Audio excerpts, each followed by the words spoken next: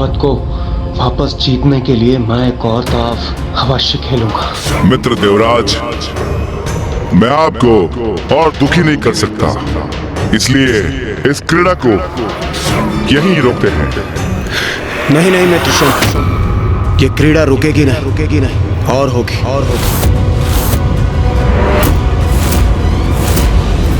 इंद्रदेव एक और दांव चलने का आग्रह अवश्य कर रहे हैं, किंतु नीति अनुसार आपको भी कुछ और दांव में लगाना होगा।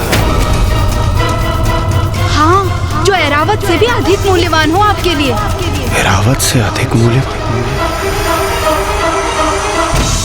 कल्पवृक्ष।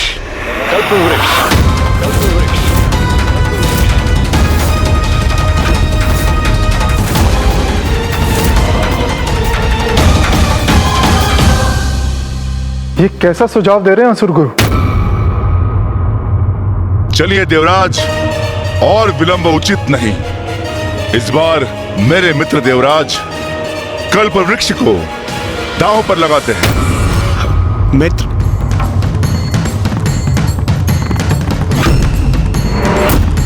इस दांव में विजयी होने के लिए आपको 6 और मुझे 9 अंक चाहिए।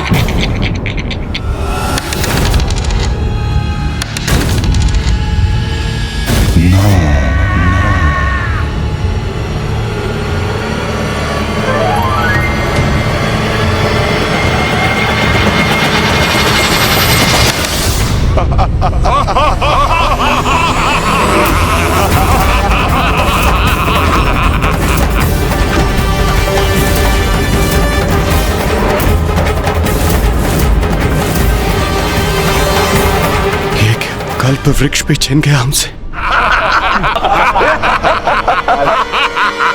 भतनशुम, ये क्या कर रहे हो तुम? ये सर्वथा अनुचित आचरण है। अपने मित्रों की पराजय पर उत्साहित होकर तुम सब प्रसन्न हो रहे हो। तुम सबको लज्जा आनी चाहिए अपने इस दुर्व्यवहार पर। तुम देख नहीं रहे मेरे मित्र देवराज कितने दुखी हैं अपने इस पराजय पर, कितने उदास है। देवराजेंद्र, अपने हृदय को छोटा मत कीजिए। ये तो कीड़ा ही ऐसी है, जय पराजय तो लगी रहती है। नहीं देवराज, ये उचित नहीं। जो हुआ सो हुआ। मुझे आपसे कल्पवृक्ष नहीं चाहिए। हम अपने मित्रों के प्रति बड़े उदार हैं और उन्हें दुखी नहीं देख सकते। ये क्या कह रहे हैं आप असुर महानायक शुंभ? अवश्य ही आप कोई चाल चल रहे हैं। आप कल्पवृक्ष क्यों नहीं स्वीकार करेंगे? इस दांव पर आप विजयी रहे हैं, तो आपको कल्पवृक्ष तो स्वीकार करना ही चाहिए। अथवा आप सशंकित हैं? यदि देवराजेंद्र अगले दांव में विजयी रहे तो आपको हम सुंदरियों को गंवाना पड़ेगा, है ना? यही सोच रहे हैं ना आप? किंतु हमारा हृदय कह रहा है कि अगला दांव देवराज का ही होगा। तब आप कहेंगे कि आपने कल्पवृक्ष नहीं लिया तो देवराज इंद्र आपकी सुंदरियों को छोड़ दें, है ना? हमने आपकी चाल पकड़ ली। हमें स्वर्ग जाने से रोकने की योजना है ना? मित्र शुंभ, स्वर्णलता का कथन उचित, जो न्यायोचित है सो है। कल्पवृक्ष आपका, कल्पवृक्ष आपका।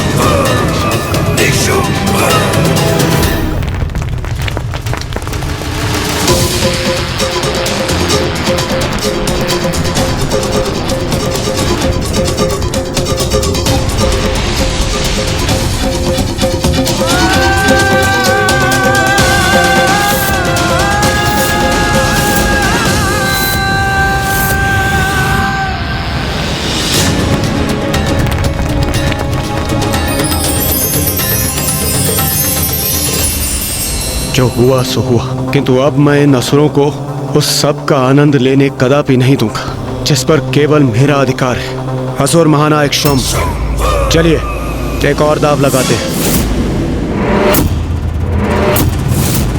देवराज आप ये क्या कर रहे हैं?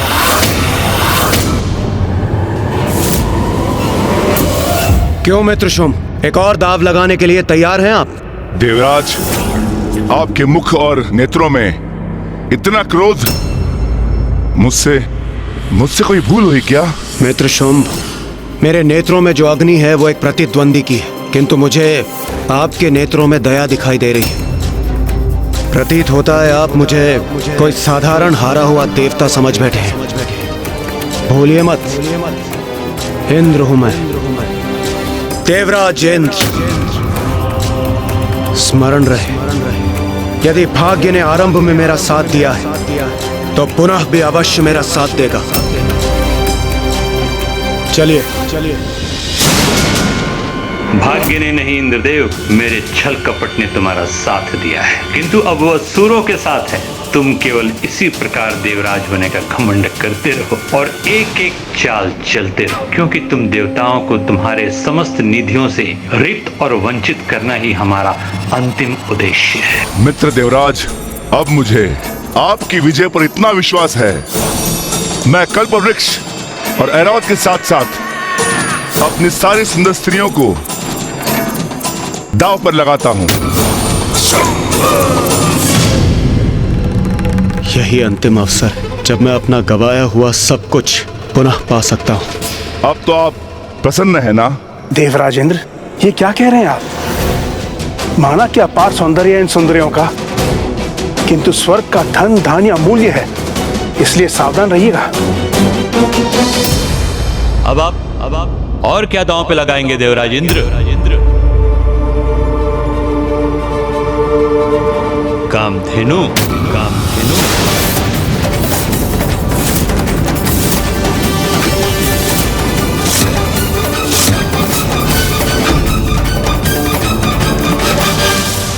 उचित, मैं कामधेनु को दांव पर लगाता हूं।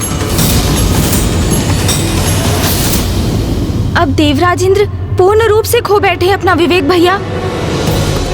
माता कामधेनु को दांव पे लगा रहे हैं। हाँ गणेश, द्रुत क्रीड़ा की लत लग गई है अब उन्हें। वो एक ऐसे दलदल में प्रवेश कर चुके हैं गणेश, जहां से निकलना अत्यंत कठिन है। मैं उनके नेत्रों में क्रोध देख रहा हूँ। शुंभ से पराजित होकर उसे पराजित करने की इच्छा से उपजा क्रोध, उससे और अधिक जीतने की ईर्ष्यापूर्ण इच्छा, असहाय होकर पुनः सब कुछ प्राप्त कर लेने की आशा, और इन सभी नकारात्मक भावनाओं से प्रेरित होकर वो अपनी बुद्धि और विवेक दोनों ही खो चुके हैं।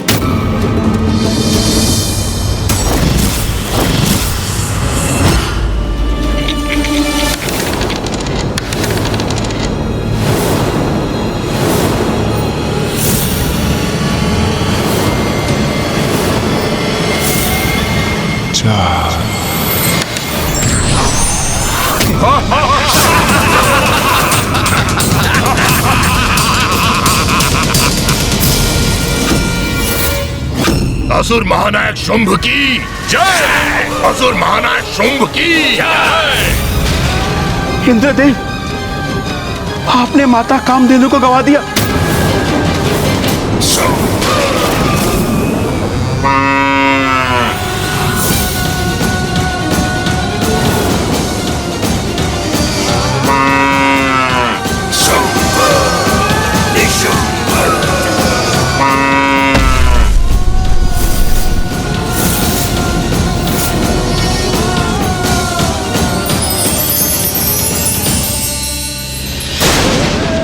समझ नहीं पा रहा कि बार बार मेरी ही पराजय क्यों हो रही है।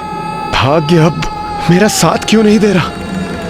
प्रतीत होता है अब ये क्रीड़ा संपन्न हो गई। मुझे कितनी आस थी देवराज आपसे, किंतु आपने मुझे निराश कर दिया।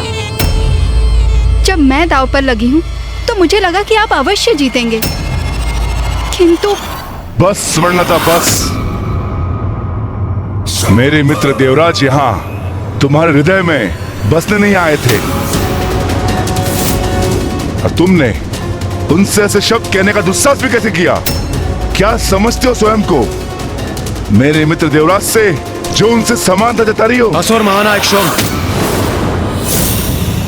उचित होगा आप अपना क्रोध, अपना द्वेष स्वर्णलता पर नहीं, चौसर के अगले दाव पर निकालें।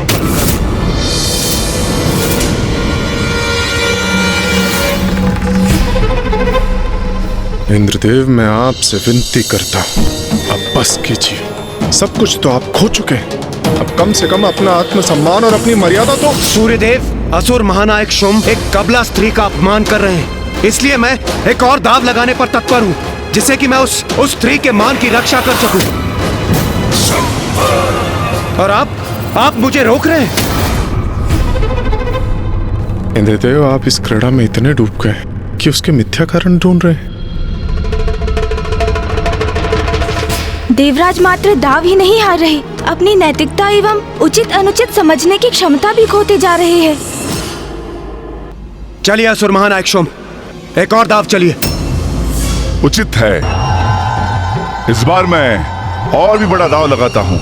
यदि इस बार आप विजयी हुए तो ऐरावत, कामधेनु और कल्पवृक्ष के साथ साथ आप उन सभी के अधिकारी होंगे जो आप मुझसे जीत चुके हैं।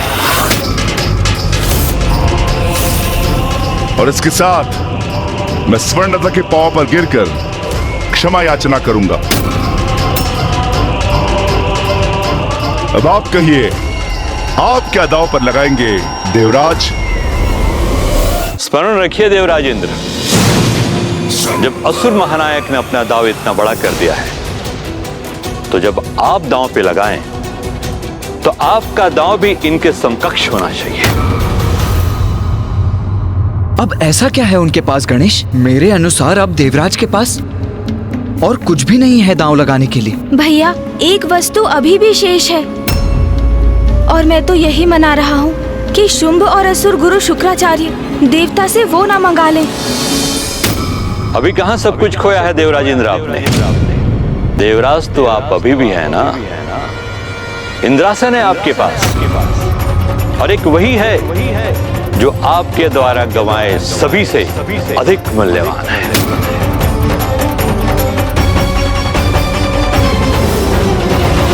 तो इस बार इंद्रासन पर दांव लगाइए।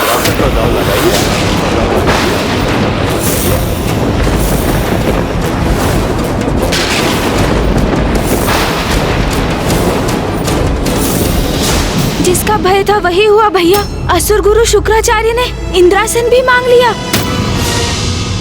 देवराज, अभी भी रुक जाइए, अभी भी समय है। इस क्रीड़ा में और आगे जाने की कोई आवश्यकता नहीं। विनती है मेरी आपसे, अभी भी पीछे हट जाइए। स्वर्णलता, अब तुम्हें बात समझ में आ रही है ना कि तुम्हारा मूल्य देवराज के लिए कुछ भी नहीं। तुम स्वर्ग जाना चाहती हो ना? कहीं नहीं जाओगी तुम, यही पड़ी रहोगी पाताल के कारागार में। यही एकमात्र उपाय शेष है मेरे पास। यदि मैं ये दाव नहीं चलता हूं तो सूर्यदेव और अन्य सभी देवता मुझे अन्य सभी कुछ खोने का दोष तो वैसे भी दे ही देंगे। इसलिए मुझे एक और दाव खेलना ही होगा, और इस दाव से मैं देवताओं, असुरों और स्वर्णलता की दृष्टि में अपनी प्रतिष्ठा, अपना सम्मान पुनः स्थापित कर सकता हूं। मुझे स्वीकार, मुझे स्वीकार, मुझे स्वीकार। मैं इंद्रासन दाव पर लगाता, मैं इंद्रासन दाव पर लगाता, मैं इंद्रासन दाव पर लगाता।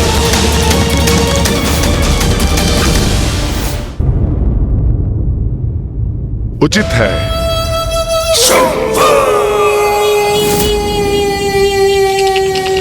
इस दाव में विजय प्राप्ति के लिए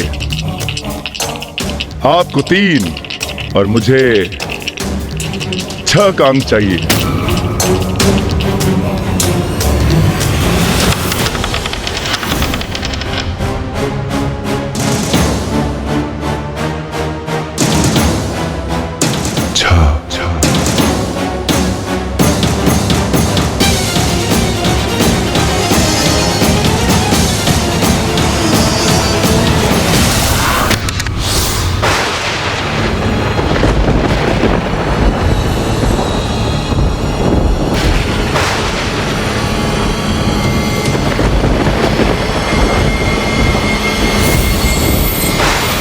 गणेश, क्या हो रहा है वहां? सब इतने शांत क्यों हैं? कदाचित इंद्रदेव विजयी हो गए? भैया, इंद्रदेव पराजित हुए। इंद्रदेव पराजित हुए।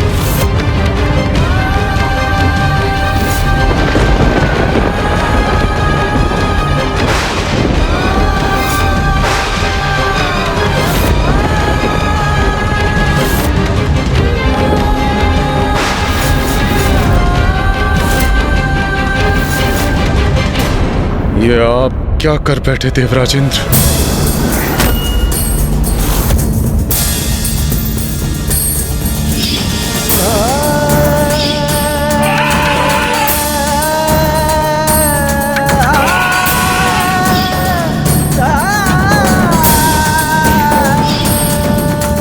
ये क्या कर बैठे देवराज?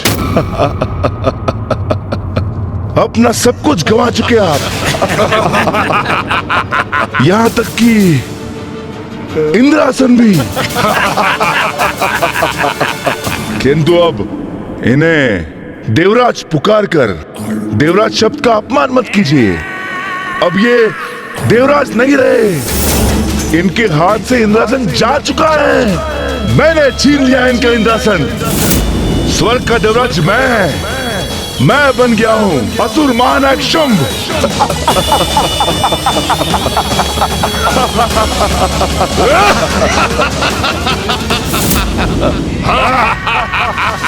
असुर महानायक शुंभ की, असुर महानायक शुंभ की, असुर महानायक शुंभ की। महाराज शुंभ, ये देवता अपना सर्वस्व गंवा चुके हैं। अब इनके पास कुछ भी नहीं बचा है। बचा, मेरा अर्थ है कि इंद्रदेव के पास अब कुछ भी नहीं बचा है, कुछ भी नहीं। अब ये बेचारे कहां जाएंगे, क्या करेंगे, कैसे अपना जीवन यापन करेंगे? अरे रे मित्र, आप तो विचलित होकर चिंता में डूब गए, परंतु डूबा तो मैंने दिया ना आपको। ना आपके पास पद रहा न निवास, किंतु मैं आपका मित्र हूं और मैं आपको दर दर की ठोकरें खाने पर विवश नहीं करूंगा। मैं असुर महानायक शुंभ और देवराज होने के नाते आपके लिए एक उचित स्थान नियत करूंगा। क्या होगा इनका उचित स्थान? हाँ, यमलोक, यमलोक, यमलोक, यमलोक, यमलोक।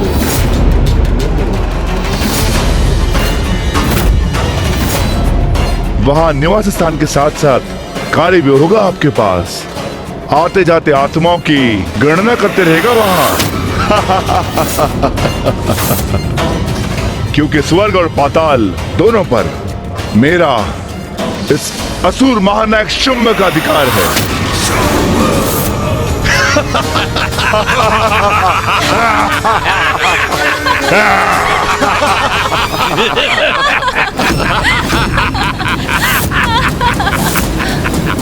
अंततः बल से नहीं तो छल से ही विजयी हो गए।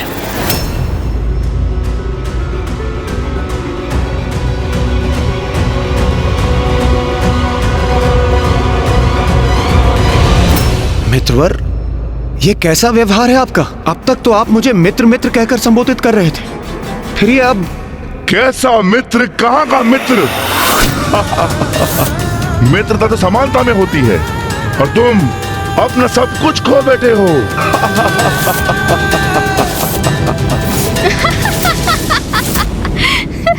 अरे देवराज इंद्र, असुर महानायक शुंभ उचित ही तो कह रहे हैं।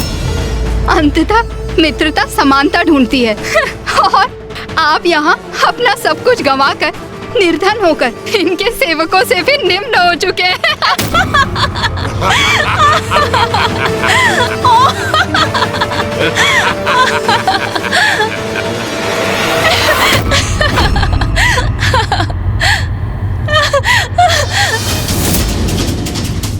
अरे ऐसे घूर क्या रहे हैं आप मुझे?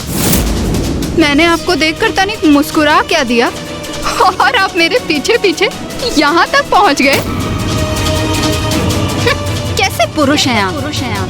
जिस व्यक्ति का स्वयं पर कोई नियंत्रण नहीं, वो देवराज के पद पर स्थित रहने के योग्य नहीं।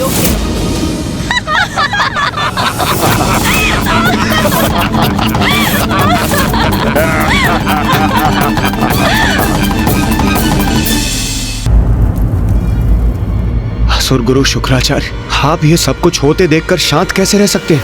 कैसे स्वीकार कर सकते हैं आप इसे? वैसे ही जैसे आप मेरे शिष्य असुरों पर होते हुए अत्याचार देखते हुए चुप्पी साध लेते हैं। जो हुआ ठीक ही हुआ। आज के बाद स्वर्ग और पाताल दोनों पर असुरों का आधिपत्य होगा। संसार में स्वर्ग और पाताल का भेद ही मिट जाएगा। असुर महानायक शुंभ, असुर महानायक शुंभ, असुर महानायक शुंभ।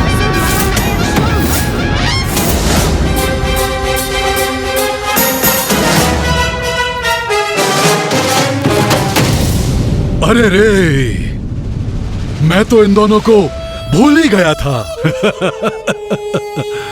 क्यों गणेश जी और कुमार कार्तिकेय, पर्याप्त भोजन कर लिया ना?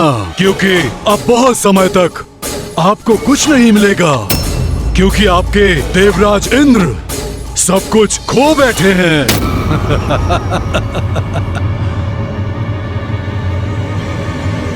ये नवीन असुर महानायक इतने मूर्ख होंगे ये ज्ञात नहीं था मुझे गणेश।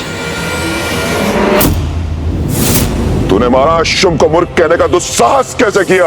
अरे मूर्खता करेंगे तो मूर्ख ही कहलाएंगे ना। अब इसमें साहस दुस्साहस कहाँ से आ गया? आप जो भी कहना चाहते हैं स्पष्ट कहिए गणेश जी। उचित है तो आप स्पष्ट शब्दों में ही सुनिए। इंद्रासन पर अधिकार कर आपने ये कैसे सोच लिया कि अब इंद्रदेव के पास दांव लगाने के लिए कुछ भी शेष नहीं? ये क्या कह रहे हैं गणेश जी? अब क्या शेष है इंद्रदेव के पास? अभी ये क्रीड़ा संपन्न नहीं हुई। असुर महानायक शुंभ, अभी तो बहुत कुछ होना शेष है। अब कुछ शेष नहीं, सब कुछ समाप्त हो चुका है। मैंने इन देवताओं से इनका सब कुछ छीन लिया है, किंतु तुम्हें इसका भान कैसे होगा? क्योंकि हमने तुम्हें भोजन में व्यस्त रखा था। आपकी अज्ञानता चकित कर रही है मुझे। कदाचित आपको हमारी क्षमताओं का कोई भान नहीं है। कहाँ क्या हो रहा है ये ज्ञात करने के लिए मुझे अथवा मेरे अनुज को वहां उपस्थित रहने की आवश्यकता नहीं है। हमें भली भांति ज्ञात है कि इंद्रदेव चौसर की क्रीड़ा के उन्माद में ऐरावत, कल्पवृक्ष और यहाँ तक कि माता कामधेनु के साथ साथ इंद्रासन पद को भी गंवा चुके हैं। ओह, ज्ञानी हो तुम दोनों। तो बताओ, जब देवराज पद ही चला गया तो क्या बच गया इंद्रदेव के पास? उनकी मूर्खता के सिवाय, जो हमारे छल में बार बार फंसते ही चले गए। हमारे मित्र नहीं, हमारे परम शत्रु। ये देवता हम असुरों से मित्रता करेंगे? महानायक शुंभ, ये देवता कदाचित उचित कह रहे हैं। अभी भी इनके तन पर शेष आभूषण बचे हैं। हाँ, वो तो शेष है इनके पास। इन्हें इनसे भी वंचित कर देना चाहिए। हम यमलोक में आभूषणों का क्या लाभ? इतना अपमान हो रहा है देवताओं का, किंतु पार्वती नंदन गणेश जी पूर्णतः शांत है, तनिक भी विचलित नहीं। उनकी इस निश्चिंतता का क्या कारण? क्या है इनका रहस्य? बुरे कर्मों का परिणाम तो देवताओं को भी भुगतना होता है। फिर तुम तो मात्र एक असुर हो शुंभ। अपनी शक्ति और बुद्धि का जितना अभिमान करोगे उतना ही भयानक दंड भी भुगतोगे। ऐसे टुकुर टुकुर देखकर मेरा समय व्यर्थ मत करो। उत्तर दो मेरे प्रश्नों का। इंद्रासन से बढ़कर इनके पास क्या हो सकता है? कुछ नहीं सिवाय हमारी भिक्षा के, हमारी भिक्षा के, हमारी भिक्षा के। क्यों असुर गुरु शुक्राचार्य? कोई गुप्त दांव अभी भी शेष अवश्य है, अन्यथा ये दोनों यहाँ इस प्रकार नहीं खड़े होते। किंतु क्या है वो?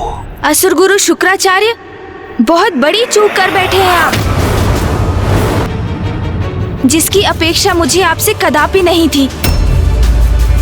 क्योंकि जो योजना आपने गढ़ी थी उसमें तो एक बहुत बड़ी कमी रह गई। कमी रह गई हमारी योजना में? नहीं महादेव पुत्र गणेश जी, कदाचित आप देवताओं के पराजय को स्वीकार नहीं कर पा रहे हैं। वास्तविकता से संपर्क बनाइए। ये देखिए, हम असुर विजयी हुए हैं, तो फिर किस कमी की बात कर रहे हैं आप गणेश जी? असुर गुरु, कभी कभी अति उत्साह में व्यक्ति सबसे मुख्य बात भूल जाता है। वही आपके साथ भी हुआ। प्रथम दाव में ही इंद्रदेव से आपको उनका पद छीन लेना चाहिए था,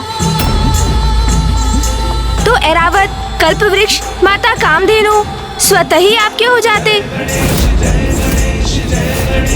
किंतु आपने ऐसा नहीं किया, क्योंकि आपका ध्यान तो इन सभी पर था, जिनके लोभ में आप देवताओं की सबसे अमूल्य निधि भूल गए। क्या कह रहा है ये गजमुख? ऐसा क्या है जो असुर गुरु भी भूल गए? ऐसी कौन सी निधि है देवताओं की जिससे हम अब भी वंचित हैं? एक ऐसी निधि असुर गुरु शुक्राचार्य, जिसके कारण आपके निरंतर कुशल मार्गदर्शन के पश्चात भी यह असुर कभी भी देवताओं को पराजित नहीं कर सके।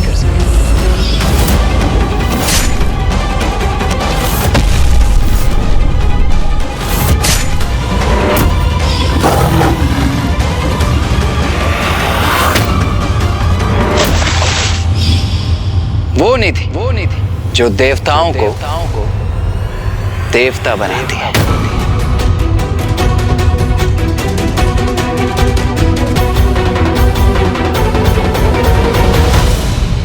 ओह, अब मैं समझा। अमृत।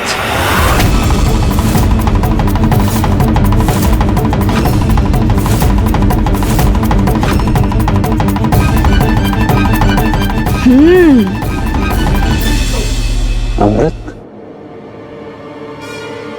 उचित कहा कुमार कार्तिकेय। अमृत अमृत अभी विश्व रक्षित। हाँ, अमृत असुर गुरु शुक्राचार्य, अमृत। उस पर तो अभी भी हमारा ही अधिकार है। गुरुवर, ये क्या कह रहे हैं? क्या अर्थ है इनका? इसका अर्थ मैं तुम्हें समझाता हूं शुंभ। सब कुछ प्राप्त कर लेने के बाद भी तुम कितना अधिक जियोगे? 1 सहस्त्र, 2 सहस्त्र और अधिक से अधिक 4 सहस्त्र वर्ष। किंतु उसके पश्चात एक दिवस तो ऐसा अवश्य आएगा जब आपको मृत्यु के मुख में प्रवेश करना होगा, असुर महानायक शुंभ। और फिर आपकी मृत्यु के पश्चात सभी कुछ पुनः देवताओं को प्राप्त हो जाएगा, क्योंकि उनकी मृत्यु तो असंभव है। वो अमृत के कारण अमर है ना देवता। ये कैसा अनर्गल प्रलाप है? इंद्रासन मैंने प्राप्त किया है, तो अमृत भी मेरा ही हुआ। नहीं असुर महानायक शुंभ, अमृत पर एकमात्र देवराज का ही नहीं, अन्य देवताओं का भी समान अधिकार है। देवराज होने के नाते वो मात्र इसके संरक्षक है। अनेकों बार शक्तिशाली असुरों के अनेकों प्रयास के बाद भी असुर अमृत प्राप्त नहीं कर सके। वो देवताओं के समान अमर नहीं हो सके। तो गुरुवर, आप बताइए कि इस अमृत को कैसे प्राप्त करें हम? अरे, आपने ध्यान से सुना नहीं? असुर गुरु ने क्या कहा? अमृत तो सभी देवताओं का है, किंतु प्रथम पूज्य होने के नाते बिना मेरी सम्मति के अमृत को लेकर कोई कुछ नहीं कर सकता। किंतु यदि आपको अमृत चाहिए तो उसे भी प्राप्त कर सकते हैं आप असुर महानायक। किंतु उसके लिए आपको मेरे साथ चौसर के दाव में विजय प्राप्त करनी होगी।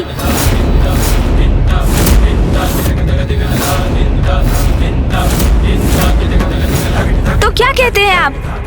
मेरा प्रस्ताव स्वीकार है आपको? तो क्रीड़ा आरंभ करें, तो क्रीड़ा आरंभ करें, तो क्रीड़ा आरंभ करें। ये क्या कह रहे हैं गणेश जी? एकमात्र अमृत ही तो शेष है हमारे पास, और यदि उसे भी दांव पे लगा दिया तो हम अपना सर्वस्व खो बैठेंगे। चिंता मत कीजिए सूर्यदेव, गणेश को भली भांति ज्ञात है कि वो क्या करने जा रहा है। आप बस शांत रहिए और इस क्रीड़ा को होने दीजिए। इस बार इस क्रीड़ा का परिणाम अवश्य उचित ही होगा। उचित है, क्रीड़ा होगी, अवश्य होगी। सब कुछ गंवाने के पश्चात भी गणेश जी अमृत दांव पे लगाने के लिए आतुर हैं। क्या मंशा हो सकती है इसमें उनकी? अवश्य कोई न कोई चतुराई होगी उनकी, किंतु अमृत के बिना हमारी विजय भी तो अधूरी है। क्रीड़ा अवश्य होगी, किंतु अब कैसा किंतु परंतु? अमृत दाव पर तभी लगेगा असुर महानायक जब देवताओं से आपने जो भी प्राप्त किया है उसके साथ आप अपना सर्वस्व दाव पर लगाएंगे।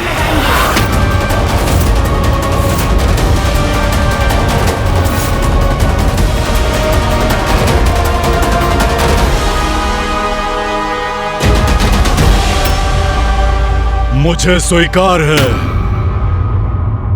जब आपको हमारी शर्त स्वीकार है तो विलंब क्यों? आरंभ करते हैं। अवश्य, इस आरंभ में ही तुम्हारा अंत है।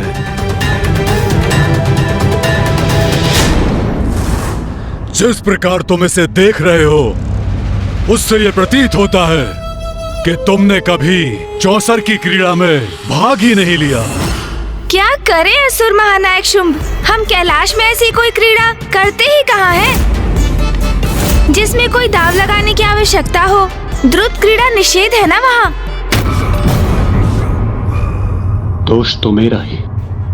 अपने दायित्वों को भूलकर, मिथ्या आकर्षण से प्रभावित होकर मैंने ही तो धृत क्रीड़ा में भाग लिया। चलो, बहुत हुई शब्दों की क्रीड़ा। अब क्या इसे संपूर्ण दिवस निहारते रहोगे या चौसर की क्रीड़ा भी खेलोगे? भैया, मैं तो ये क्रीड़ा भली भांति समझ गया। हाँ गणेश, ये क्रीड़ा तो सीधी और स्पष्ट है। आड़े तिरछे हैं तो इस क्रीड़ा में भाग लेने वाले। अब और अधीर नहीं होने दूंगा आपको। लाइए असुर महानायक, मुझे पासे दीजिए। इसे दे दूं पासे? पार्वती नंदन गणेश जी फेंकेंगे पासे?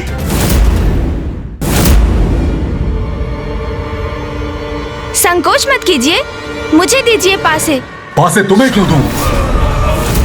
पासे तो मैं ही फेंकूंगा, जैसे मैं अब तक करता आया हूँ। वो नियम तो पूर्व में था, और ये स्थिति आपके पास है फेंकने का ही तो परिणाम है।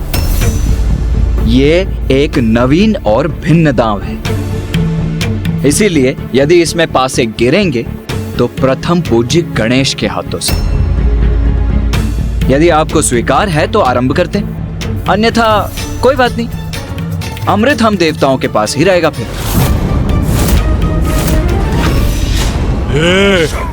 तुम दोनों प्रथम पूज्य और देव सेनापति होंगे अपने स्वर्ग में, जो अब तुम्हारा नहीं रहा। और ये भूलो मत, तुम लोग मेरी राज्यसभा में हो और जहां तुम्हारे देवता लाचारों की तरह बस खड़े हैं, इसलिए तुम मुझे किसी भी अवस्था में बांधने की स्थिति में नहीं हो। समझ गए? समझने की आवश्यकता तो आपको है। असुर महानायक होंगे आप अपनी राजसभा में, किंतु स्मरण रहे मृत्यु से मुक्त नहीं है आप, क्योंकि अमृत तो अभी भी हमारे ही पास है और ये दांव उसी अमृत के लिए चला जा रहा है। इसलिए हम जितना चाहे उतनी अवस्था लगा सकते हैं आप पर। इस व्यर्थ के विवाद का कोई लाभ नहीं। अब गणेश जी को पासे दीजिए और क्रीड़ा को संपन्न कीजिए। परिणाम सबके समक्ष स्वतः ही आ जाएगा। तुम 100 बार भी ये मायावी पासे फेंकोगे तो भी विजय तो मैं ही होऊंगा, और एक बार अमृत पर मेरा अधिकार हो जाए तो तुम्हें भी उचित पाठ सिखाऊंगा मैं। कुमार कार्तिकेय ने हमें शांत रहने के लिए कहा, तो मैं अभी बहुत चिंतित हूं। गणेश जी किसी प्रकार हमें इस विकट स्थिति से निकाल दे, बस इतना ही चाहता हूं। ये विकट स्थिति जो आपने उत्पन्न की है, मैं अपनी भूल के लिए कितनी भी क्षमा क्यों न मांग कम, किंतु जो भूल मुझसे हुई मैं नहीं चाहता कि वो भूल पुनः हो। मैं तो बस इतना चाहता हूं कि अमृत हमारे हाथ से ना जाए।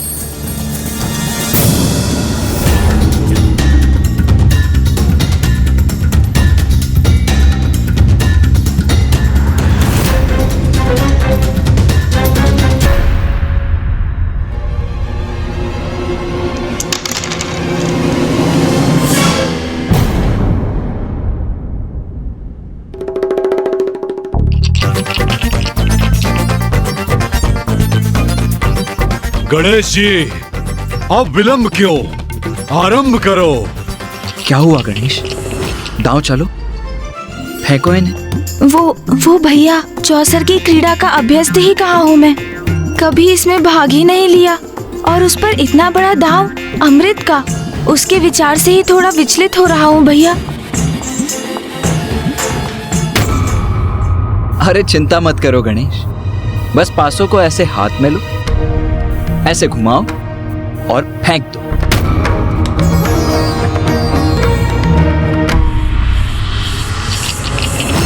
अरे ऐसे नहीं गणेश, लाओ मैं दिखाता हूं, मुझे दो पासे। असुर गुरु, यदि आपको कोई आपत्ति ना हो तो मैं गणेश को दिखा दूं कि पासे कैसे फेंके जाते हैं। अवश्य, मुझे कोई आपत्ति नहीं, अपितु प्रसन्नता होगी कि महादेव पुत्र प्रथम पूज्य गणेश जी को अभी भी कुछ सीखना शेष है।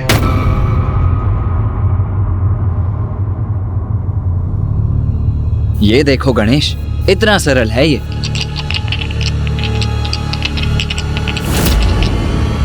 ये पासे हाथ में लिए और यथाशक्ति फेंक दिया। ओ, ये क्या हो गया मुझसे? मुझे क्षमा कर दीजिए, मुझे आपको आहत करने का कोई आशा नहीं था। आप कहीं आहत तो नहीं हुए ना?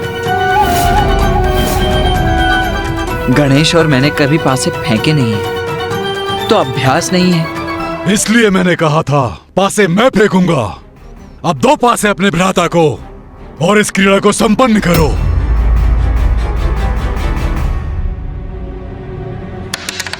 हाँ, जैसी आपकी इच्छा। लो गणेश, अब तुम ही फेंको इन्हें।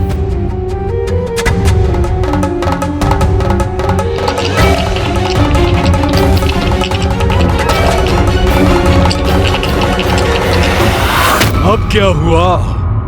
क्यों रुक गए? वो शुंभ जी, यदि मैं एक आध दाव अभ्यास कर लूं तो आपको कोई आपत्ति तो नहीं ना? अभ्यास का एक दाव? हाँ, वो मैं सोच रहा था, मैं प्रथम बार ये चौसर का दांव चल रहा हूँ ना, तो इस क्रीड़ा को भली भांति समझने के लिए यदि एक आध दांव अभ्यास कर लेता तो अच्छा होगा ना। अमृत का दांव इसके पश्चात कर लेते हैं ना? नहीं गणेश जी, अमृत का दांव इसी बार लगेगा, यही निश्चित किया था आपने। असुर गुरु शुक्राचार्य, इंद्रदेव को तो आपने इतनी बार बिना कुछ दांव पर लगाए क्रीड़ा करने की छूट दी थी। उनके साथ तो क्रीड़ा के आरंभ में असुर महानायक शुंभ जी ने बिना किसी वस्तु को दांव पर लगाए क्रीड़ा की थी, तो मेरे साथ भेदभाव क्यों? वैसे मैं ये नहीं कह रहा हूँ कि इस बार किसी भी वस्तु को दांव पर ना लगाया जाए, बस अमृत का निर्णय अगले दांव में हो। तुम्हारे पास बचा ही क्या है जो तुम दांव पे लगा सकते हो? सब कुछ तो मेरा हो चुका है, मेरा। वो तो हम तब आपको बताएंगे जब आप इस दांव में मुझे अभ्यास करने की अनुमति देंगे। उचित है, एक बार आप अभ्यास कर लें, फिर अमृत। लो, गुरुदेव ने अनुमति दे दी है, तो बताओ क्या लगाओगे दांव पर?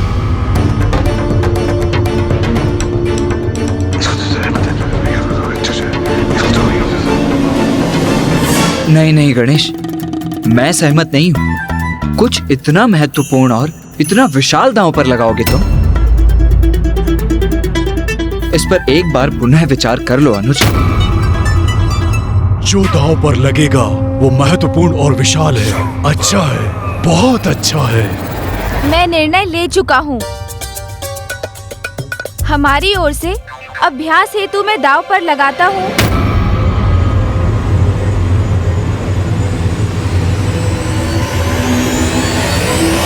मूषक जी को, मूषक जी को, मूषक जी को।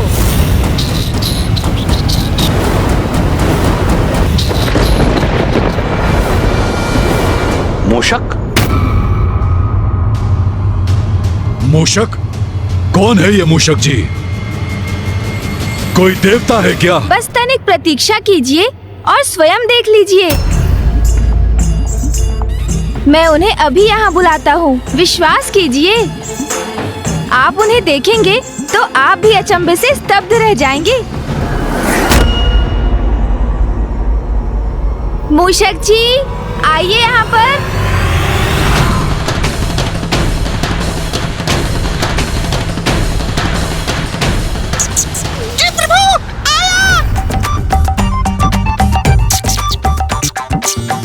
मूषक जी,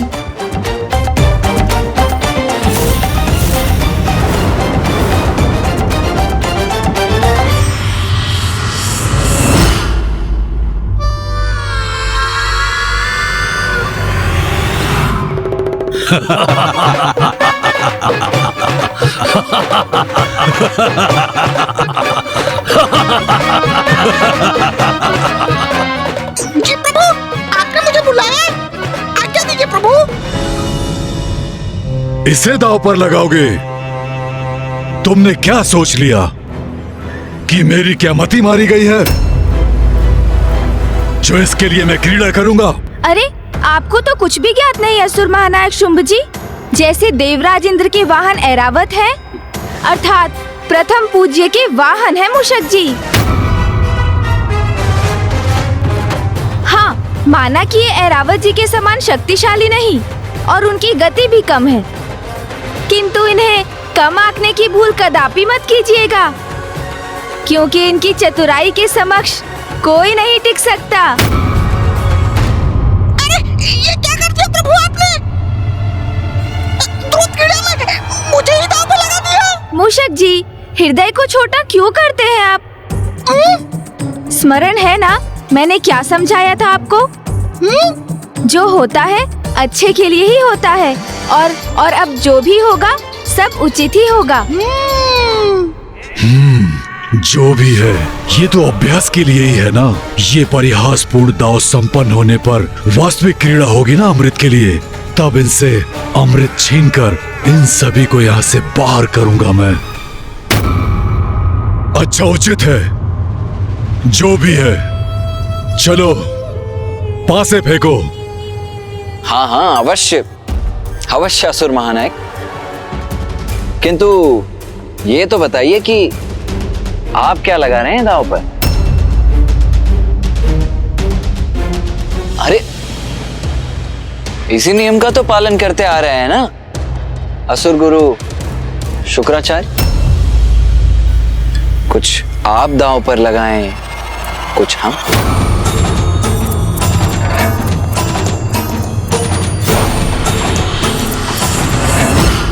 इस तुच्छ मूषक के लिए कुछ मूषक के समान दांव पर लगाना चाहिए।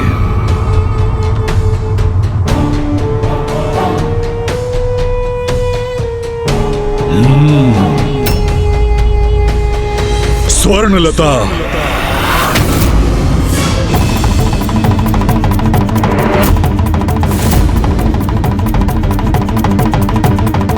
ये जो कर सकती थी कर चुकी, अब इसका कोई उपयोग तो शेष रहा नहीं। ओ, आपने अपनी आसुरी प्रवृत्ति का परिचय दे ही दिया। स्त्री का सम्मान नहीं किया आपने। स्मरण रहे, इस प्रकार स्त्री का अपमान जहाँ होगा वहाँ विनाश ही होगा। हम देवताओं के पास तो कुछ और शेष नहीं, इसलिए मैं मूषक जी को दांव पर लगाने के लिए विवश हूँ। किंतु जो आपने किया वो सर्वथा अनुचित है। मैं ऐसी क्रीड़ा में भाग नहीं लेना चाहता।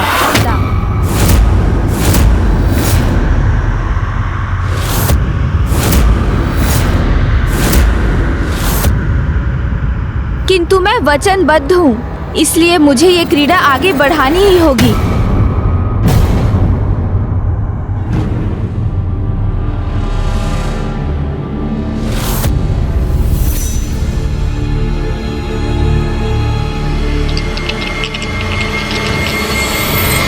हमें विजय प्राप्त करने के लिए अंक चाहिए 9।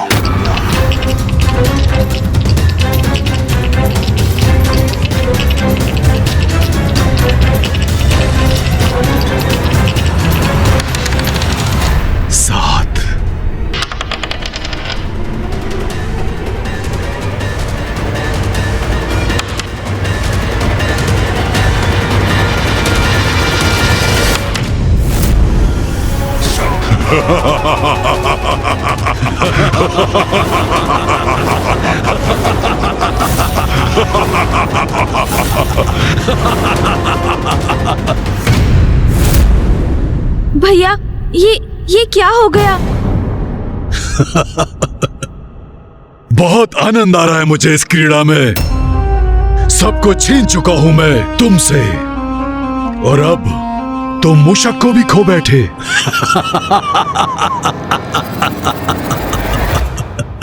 मूषक जी, मुझे क्षमा कर दीजिए। मुझे तो विश्वास था विजय हमारी ही होगी, किंतु परिणाम उसके विपरीत हो गया। प्रभु, ये आपने क्या कर दिया प्रभु? मेरे बिना कैसे रह सकेंगे? चलिए, बहुत हुआ भावुकता का प्रदर्शन। अब ये मूषक जी भी हमारे हुए। अब अगला दांव चलने के लिए तैयार हो जाइए। गणेश जी, ये आप क्या करने जा रहे हैं? वैसे ही मेरी भूल के कारण हम सब कुछ गवा चुके हैं, और अब अमृत भी हमारे हाथ से निकलने जा रहा है। ये सब आपकी ही भूल को सुधारने के लिए किया जा रहा है। इस बात का सदा स्मरण रखिएगा। चलो, अब अभ्यास समाप्त हुआ। अब वास्तविक दांव चलो। गणेश जी, मुझे पूरा विश्वास है आप अपने वचन से मुकरेंगे नहीं।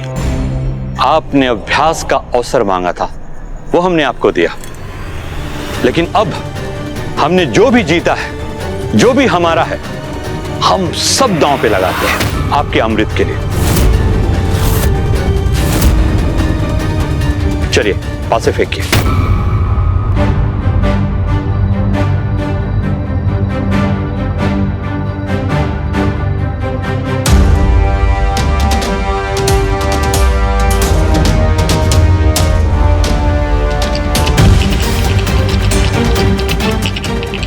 बस अब कुछ ही क्षणों में अमृत भी मेरा हो जाएगा, सब कुछ मेरा हो जाएगा। फिर जो अन्य कोई भी नहीं कर सका वो मैं कर दिखाऊंगा, वो भी युद्ध से नहीं, मात्र इस चौसर की क्रीड़ा से। गणेश,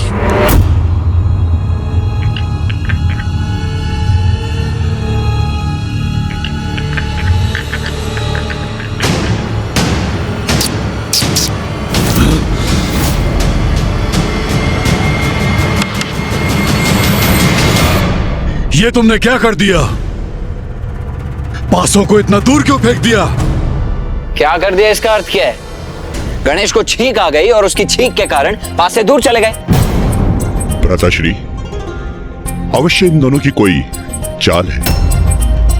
अरे छींक और चाल में भी भेद ज्ञात नहीं है आप लोगों को। छींक पर भला किसका वश होता है? वो तो स्वतः ही आ जाती है ना। हाँ, चाल अवश्य सोच समझ कर चली जाती है, जिसमें कदाचित आप सभी असुर अभ्यस्त हैं। क्यों? बस, इस आरोप प्रत्यारोप का कोई लाभ नहीं है। अभी क्रीड़ा शेष है। जाइए, पासे लेकर के आइए। अरे ये क्या कर रहे हैं आप? भूल मेरी है, जिसके लिए क्षमा मांगकर उसे मुझे सुधारना चाहिए। मेरी छींक के कारण ये दाव अधूरा रह गया। तो आप अपने सेनापति को कष्ट क्यों दे रहे हैं? पासे लाने उन्हें क्यों भेज रहे हैं आप? तो किसको भेजूं? अरे अभी तो आपने मेरे मूषक जी को प्राप्त किया ना, तो उन्हें ही क्यों नहीं भेज देते आप? एक बार भेजकर तो देखिए, तब आप भी समझ जाएंगे उनका मूल्य। हाँ, असुर महानायक समझे, आप क्यों कष्ट करें? मैं ही जाता हूँ। वैसे भी अब तो मैं आपका सेवक हूँ। चिंता न करें, मैं अभी गया और अभी आया। इतनी बातें न बनाओ, शीघ्र जाकर पासे लेकर आओ।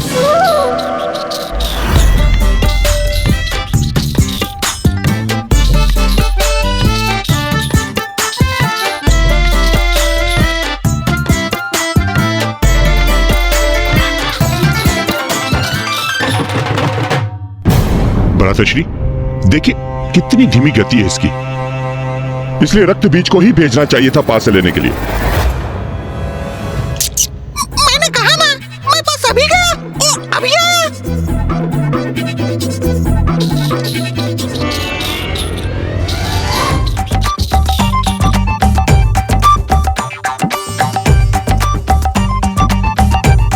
प्रभु, पहुंच तो गया मैं। अब आपके आदेश का पालन करूंगा मैं। क्या हुआ मूषक जी?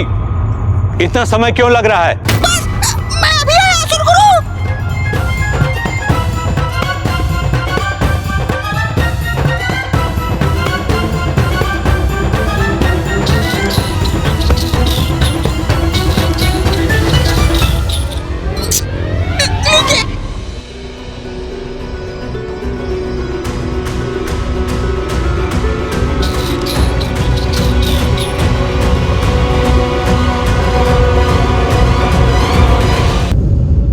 बस, तुम बहुत समय गवा चुके हो। बस अब क्रीड़ा संपन्न करो। नहीं असुर महानायक शुंभ जी, ये पासे फेंकना मेरे वश में नहीं है। मैंने प्रयास किया तो देखा ना आपने क्या हुआ। ये लीजिए, आप ही फेंके इन्हें। अरे गणेश, ये क्या कर रहे हो तुम?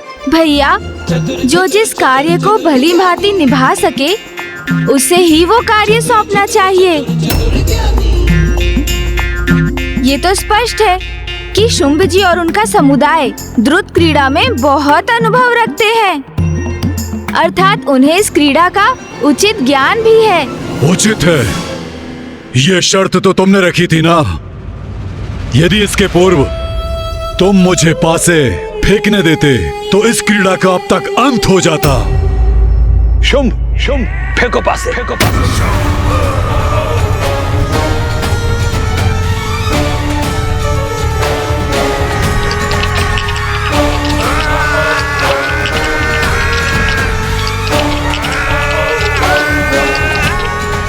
हमें विजय प्राप्त करने के लिए अंक चाहिए 9। 9।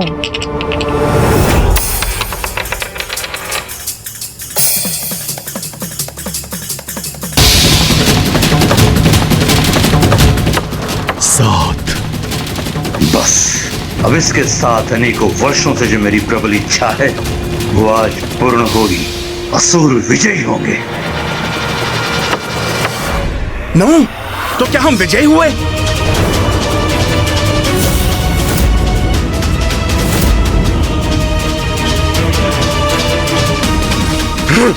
विजयी हुए हम। ये कैसे संभव है? हम विजयी हुए भैया। हाँ अनुज, हम विजयी हुए। हम विजयी हुए। हम विजयी हुए। हम विजयी हुए।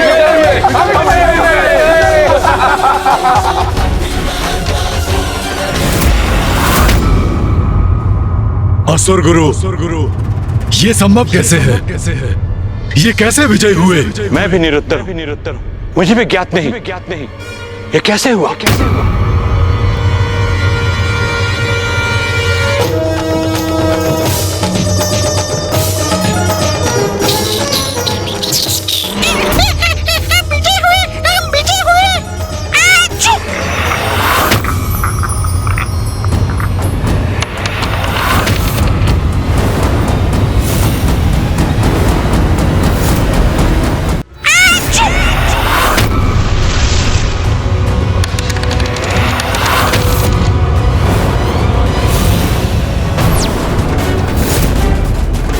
मूषक जी को छींक आई और ये पासे यहां गिर पड़े।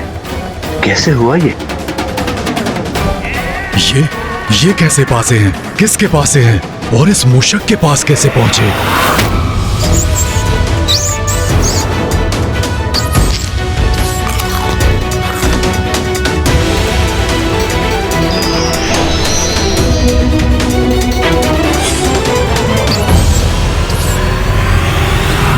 कहीं यही तो मेरे मायावी पासे नहीं है? इसे ज्ञात करने का तो एक ही उपाय है। चार।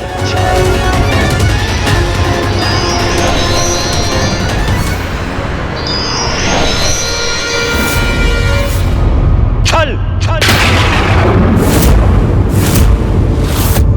पार्वती पुत्र प्रथम पूज्य गणेश, आपने छल किया है हमारे साथ।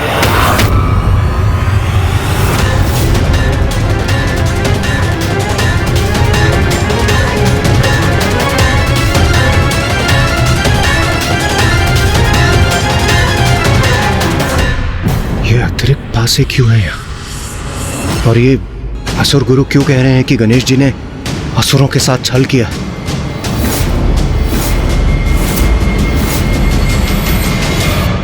अब समझा मैं, ये कारण है इनके विजय होने का। गणेश ने पासे बदलने का कपट किया है। ये अन्याय है, अन्याय। छल किया इन्होंने। देवताओं ने असुरों के साथ छल किया है। मिथ्या आरोप लगाना उचित नहीं है असुर महानायक। मैंने कोई छल नहीं किया। प्रत्यक्ष प्रमाण हम सभी के समक्ष है, फिर भी आप नकार रहे हैं कि आपने छल नहीं किया है। कैसा प्रमाण असुर गुरु शुक्राचार्य? और आप इतने विश्वास के साथ कैसे कह सकते हैं कि हमने छल किया? क्योंकि इन पासों के स्थान पर दूसरे पासे रखे गए हैं और तुमने हमारे पासे हटाकर दूसरे पासों से क्रीड़ा की है।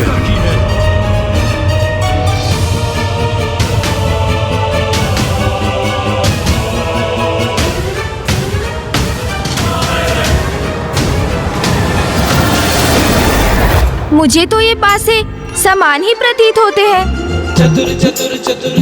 मुझे तो कोई भेद ही दिखाई नहीं दे रहा है इनमें। आप ही बताइए भैया, क्या आपको इनमें कुछ भिन्नता दिखाई दे रही है?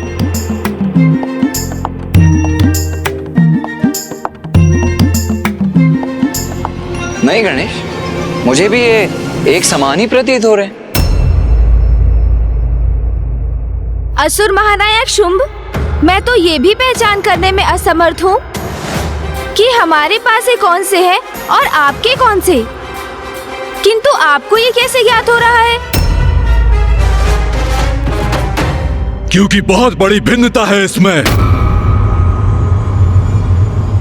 ये पासे मायावी है, मैं इन्हें पहचान सकता हूँ। दिखाऊं कैसे?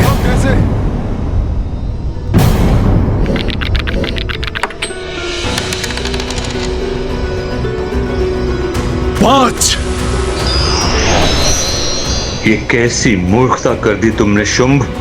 सत्य को स्वीकार कर गणेश जी के जाल में फंस गए तुम।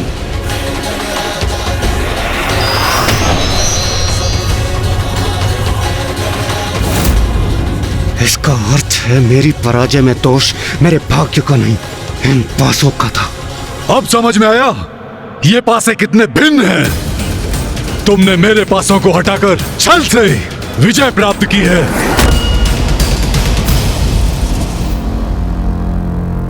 छल मैंने नहीं, आपने किया है असुर महानायक। मायावी पासों से क्रीड़ा कर अन्याय तो आप कर रहे थे।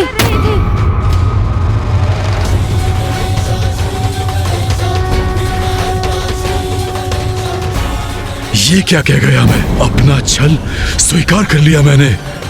स्वाभाविक रूप से नहीं, मायावी पासों के कारण पराजित हो रहे थे इंद्रदेव। इतना बड़ा छल हुआ मेरे साथ और मैं इसका अनुमान भी नहीं लगा सका। मुझे आश्चर्य है तो इस बात का असुर गुरु कि न केवल आपने इस कपट योजना को समर्थन दिया, अपितु उसमें सम्मिलित भी हुए। कोई मूर्ख अज्ञानी छल करे तो करे, किंतु आप तो महाज्ञानी हैं। आप कैसे भूल गए कि छल पर पड़ा आवरण कभी न कभी हट ही जाता है और सत्य उजागर ही हो जाता है। आपको जो करना था वो आपने किया और आपके अनुसार हमने आपके साथ एक क्रीड़ा की और विजयी भी हुए। इसीलिए अब हमारी शर्त के अनुसार आपको इंद्रदेव को वो सब लौटाना होगा जो आपने उनसे लिया, और आपका जो कुछ भी है वो सब हमें देना होगा।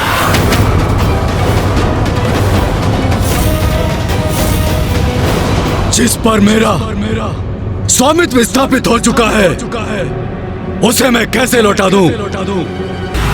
प्रथम पूज्य गणेश जी और कुमार कार्तिकेय जी को अनेकों धन्यवाद।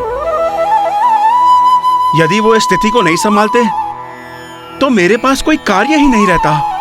जब स्वर्ग में धन ही नहीं होता तो मैं किसका संरक्षण करता? क्यों? क्या कहा था तुमने कि हम सब देवताओं को यमलोक भेजोगे और हम सभी तुम्हारे आदेश पर वहां आत्माओं की गिनती करेंगे।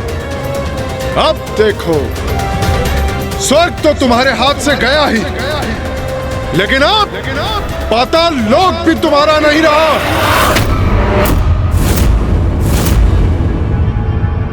प्रतीत होता है तुम सब असुर यमलोक जाने पर बाध्य होंगे। चिंता मत करो, मैं यमराज से कह देता हूं वहां जाकर मृतात्माओं के साथ ये चौसर की क्रीड़ा करना। क्यों मित्र शुम, विचार उचित है ना?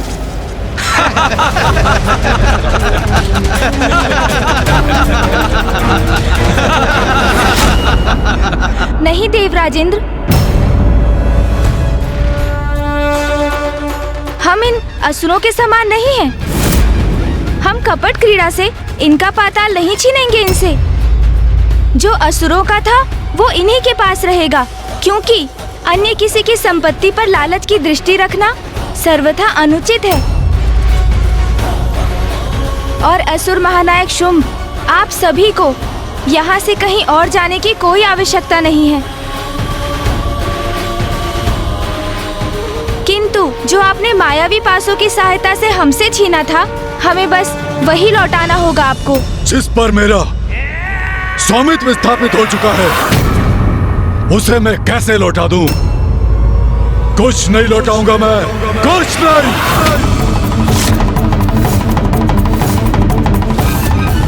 उचित है असुर महानायक शुंभ का निर्णय। हमारे जैसे महायोद्धाओं के होते हुए इन भीरू देवताओं को कुछ लौटाने की आवश्यकता नहीं। युद्ध करना होगा तो वो भी करेंगे हम, किंतु असुरों की इस विजय को पराजय में परिवर्तित नहीं होने देंगे। कदाचित अब इन देवताओं को अपनी सम्मिलित शक्ति का परिचय देना ही होगा हमें। ये दुष्ट तो युद्ध करने को आतुर है। असुर महानायक शुंभ, हमारे मध्य जो नियत हुआ था, जो शर्त थी, उसे तो आपको पूर्ण करना ही चाहिए। और वैसे भी छल से प्राप्त विजय मिथ्या विजय थी आपकी, इसलिए उस विजय के अनुसार आपको जो भी प्राप्त हुआ उन पर आपका स्वामित्व अनुचित है।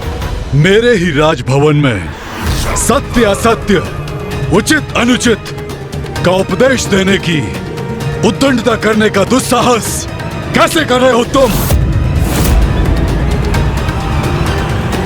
शर्त वर्त निरर्थक है। मेरा निर्णय तो स्पष्ट है। जो कुछ मैंने इन देवताओं से छीना है, मैं कभी नहीं लौटाऊंगा, कभी नहीं, क्योंकि अब देवराज मैं हूं।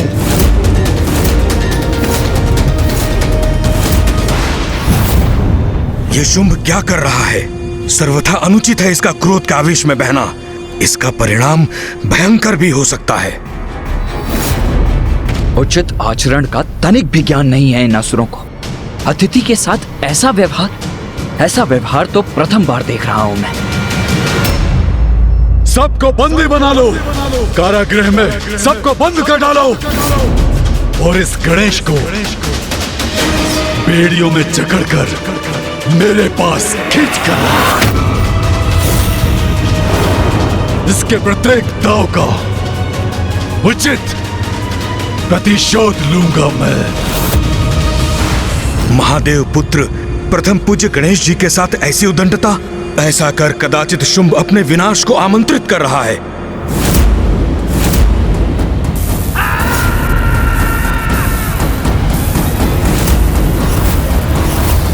अब हमारी विद्युत शक्ति के बंदी बनोगे तुम।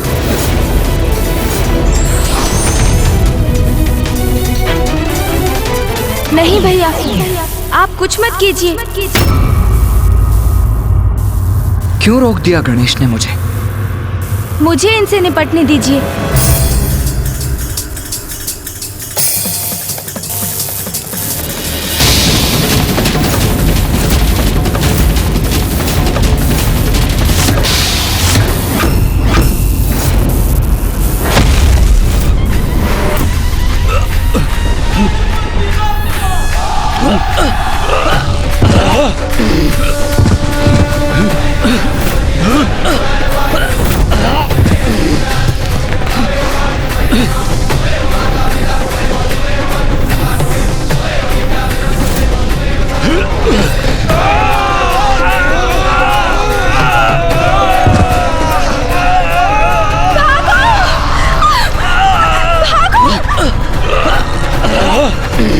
मेरे ही राजभवन में मुझ पर और मेरे सेनापतियों पर ही अपनी शक्ति का प्रयोग किया इसने। मेरे सेनापतियों को कष्ट पहुंचाया तुमने, तुम्हें इसका दंड अवश्य दूंगा।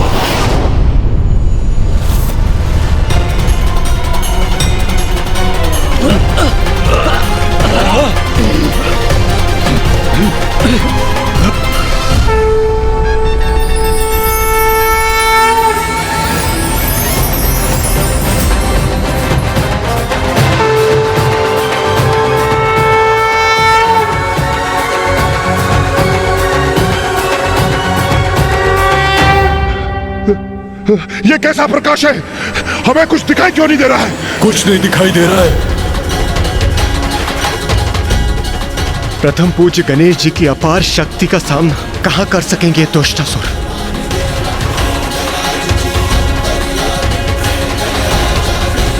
ये कैसा दिव्य प्रकाश है जिससे मेरे नेत्र चौंधिया रहे हैं? प्रथम पूज्य गणेश जी, हम कृतार्थ हुए। आपने इस विनाश से हमारी रक्षा ही नहीं की, अपितु अपने इस विराट रूप के दर्शन देकर हमें धन्य किया है प्रभु।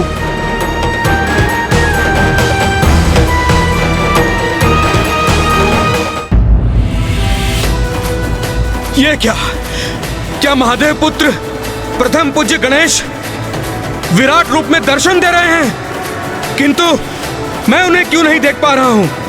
मैं तो ऋषि हूं, महादेव का भक्त हूं, फिर भी मैं गणेश जी के दिव्य दर्शन करने में असमर्थ क्यों हूं?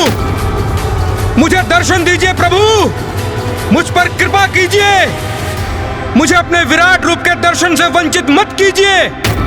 असुर गुरु शुक्राचार्य, मुझे आपका स्वर सुनाई पड़ रहा है प्रभु, किंतु मैं आपको देख नहीं पा रहा हूं।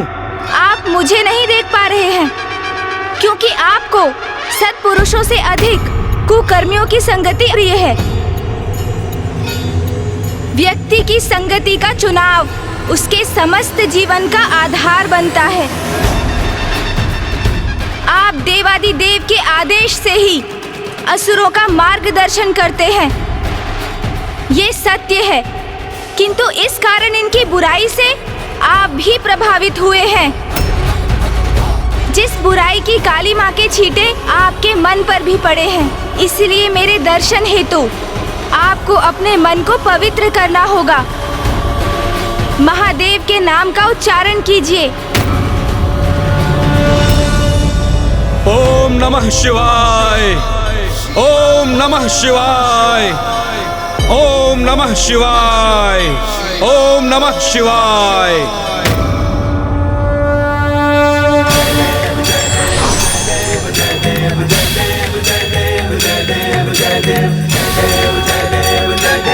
प्रभु, असुर गुरु शुक्राचार्य, आप असुरों के गुरु हैं, उनके पिता समान हैं। उनका मार्गदर्शन कर उनको विजयी बनाने का यथासंभव प्रयास करना आपका कर्तव्य है। किंतु ये तो अब आपको भी समझ जाना चाहिए कि छल का मार्ग अपनाकर आप अपने उद्देश्य में सफल नहीं हो सकते।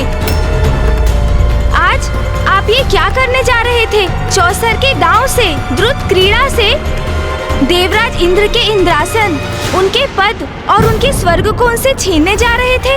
आज के पूर्व भी अनेकों देवासुर संग्राम हुए हैं और असुरों ने आपके मार्गदर्शन में स्वर्ग पर अपना अधिकार स्थापित करने का प्रयास किया है। किंतु आज का ये छल तो अत्यंत अनीतिपूर्ण और निकृष्ट कृत्य था। आपके चरित्र का इतना पतन कैसे हो सकता है असुर गुरु? और इसमें जितना दोष असुर गुरु शुक्राचार्य का है, उतना ही आपका भी है इंद्रदेव।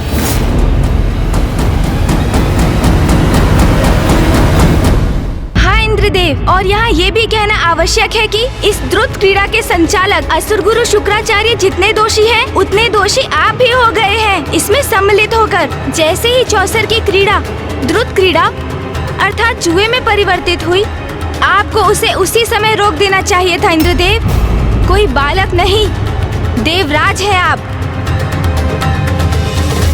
आप अपना विवेक कैसे खो बैठे? देवराज होकर जुए में कैसे फंस सकते हैं आप? आपको तनिक भी ज्ञात नहीं कि द्रुत क्रीड़ा का, जुए का तो एक ही संभव परिणाम है, व्यक्ति का पतन, जो आज आपके साथ भी हुआ। यहाँ देवराज बनकर आए थे आप, किंतु देखते ही देखते अपना सर्वस्व दांव पर लगा दिया आपने। मान, मर्यादा, पद, संपत्ति, अपना सब कुछ खो बैठे आप। और उससे भी अधिक दुख की बात तो ये है इंद्रदेव, उनको भी दांव पर लगा दिया जिन पर एकमात्र आपका अधिकार नहीं, सभी देवी देवताओं का भी सम्मिलित अधिकार है। और इतना ही नहीं, आपने तो अपनी माता, हम सबकी माता माँ कामधेनु को भी दांव पर लगाने में संकोच नहीं किया। आपको तो स्वयं पर लज्जा आनी चाहिए इंद्रदेव। स्मरण रहे, द्रुत क्रीड़ा अर्थात जुए की क्रीड़ा में जो भी सम्मिलित हुआ है, उसने सदा अपने पतन का मार्ग निर्धारित किया।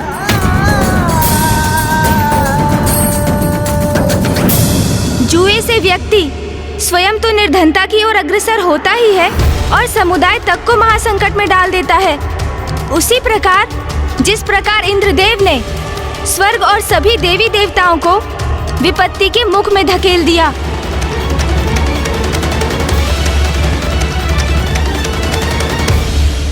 इतिहास साक्षी रहेगा कि जब जब संसार में द्रुत क्रीड़ा होगी, जुआ होगा, तब तब संसार विनाश और पतन की क्रीड़ा का भी प्रत्यक्षदर्शी बनेगा।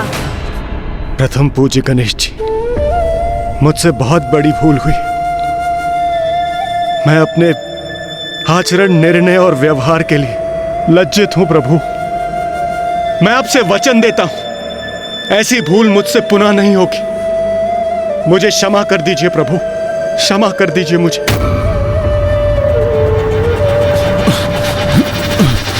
ये क्या हो रहा है? असहनीय पीड़ा हो रही है मुझे। प्रतीत होता है दृष्टिहीन हो जाऊंगा मैं।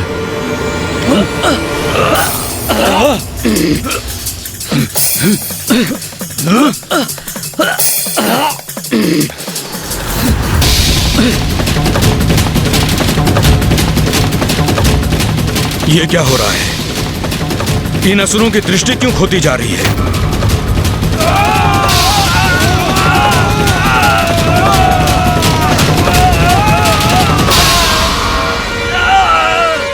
मेरे इस विराट रूप में मेरे दर्शन सभी के लिए संभव नहीं है असुर गुरु शुक्राचार्य। इन असुरों की संगति के कारण आप भी मुझे नहीं देख सकते थे, किंतु महादेव के नाम के जाप से अपना मन शुद्ध कर आप मेरे पंचमुखी रूप के दर्शन करने के योग्य बने। और ऐसा इसलिए हुआ क्योंकि आप एक ऋषि हैं, अन्यथा मेरे दर्शन प्राप्त करने में तो देवताओं को भी कठिनाई हो रही है। सत्य तो ये है कि जो मन, वचन और कर्म से शुद्ध है, जिनका मेरे प्रति भक्ति भाव है, वही इस रूप में बिना कष्ट पाए मेरे दर्शन कर पाते हैं।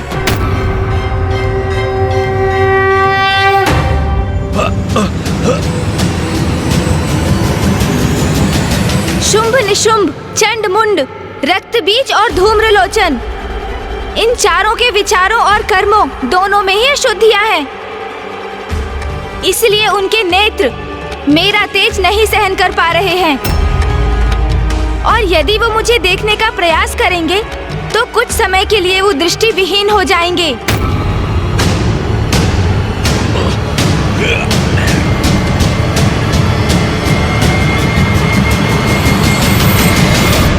अभी भी समय है, संभल जाइए असुर गुरु। शुंभ निशुंभ और उनके सेनापतियों को ब्रह्मदेव और महादेव से वरदान अवश्य प्राप्त है, किंतु आप भूल रहे हैं। यदि वो पुनः अपनी सीमाओं का उल्लंघन करेंगे तो उन्हें उनका दंड अवश्य प्राप्त होगा, और उन्हें दंडित करने वाली शक्ति इतनी प्रचंड, इतनी शक्तिशाली होगी कि इन्हें ऐसी भयंकर मृत्यु प्रदान करेगी कि इनके शव भी नहीं पहचान सकेंगे आप। इसलिए ऐसी कोई परिस्थिति उत्पन्न मत कीजिए जिसके कारण पुनः देवासुर संग्राम छिड़ जाए, क्योंकि आपके शिष्य असुर कितने भी बलशाली क्यों ना हो जाएं, उनके अधर्म के प्रति उनका रुझान और उनका अविवेकपूर्ण आचरण उन्हें कभी विजय नहीं होने देगा।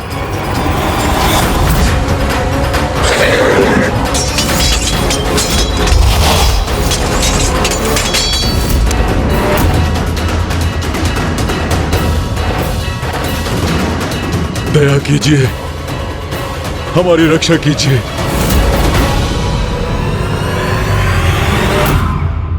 असुर गुरु शुक्राचार्य, ये मेरी चेतावनी है आपके लिए।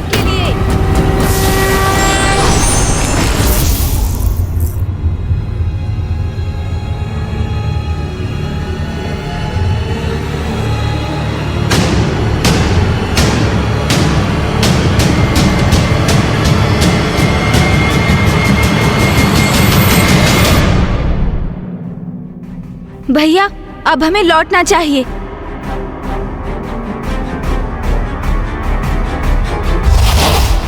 मैं इनको नहीं जाने दूंगा, मैं इनका वध कर दूंगा।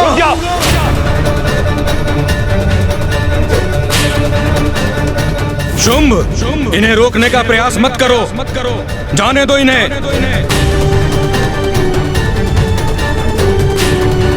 हमने इनसे जो भी प्राप्त किया है शांति पूर्वक लौटा दो।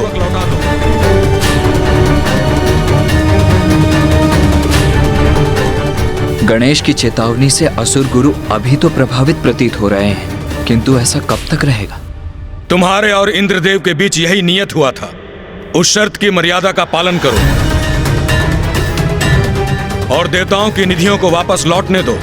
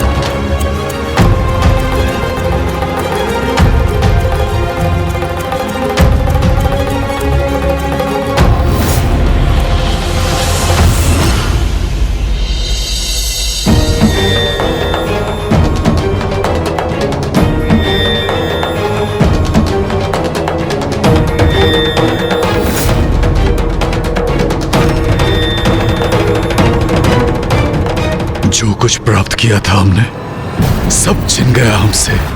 हमारा पाताल पुनः अपनी समृद्धि खो रहा है।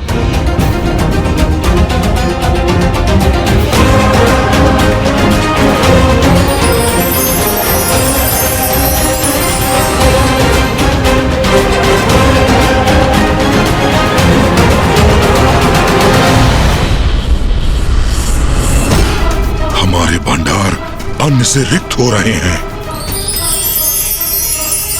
पाताल के वृक्ष आदि भी प्रभावित हो रहे हैं। यहाँ की प्रकृति हमसे रुष्ट हो रही है। कल्प वृक्ष के स्वर्ग लौटने से पुनः वंचित हो गए हैं हम।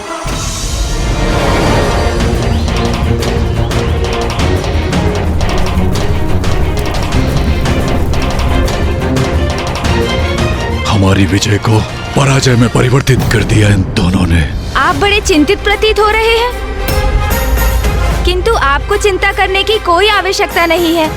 असुर महानायक शुंभ जी, आपकी मणियां और स्वर्ण जो आपने स्वर्ग लोक भेजे थे, वो सभी आपके धन कोष में लौट चुके हैं, क्योंकि आप असुरों के विपरीत अनुचित साधन से प्राप्त किसी भी वस्तु को अपने अधिकार में नहीं रखते। हम मेरे विचार से हम यहाँ जो करने आए थे वो हो चुका है। अब सब कुछ यथावत हो गया है, तो हमें यहाँ से प्रस्थान करना चाहिए गणेश।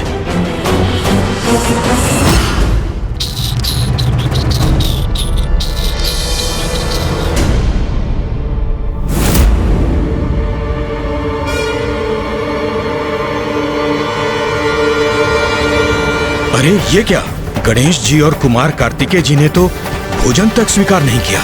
छल मैंने नहीं, आपने किया है असुर महानायक। मायावी पासों से क्रीड़ा कर अन्याय तो आप कर रहे थे। कदाचित उन्हें आरंभ से ही ज्ञात था कि यहाँ देवताओं के साथ छल हो रहा है, और ऐसे स्थान पर आतिथ्य स्वीकार कर भोजन ग्रहण करना उन्हें कदापि स्वीकार नहीं होगा।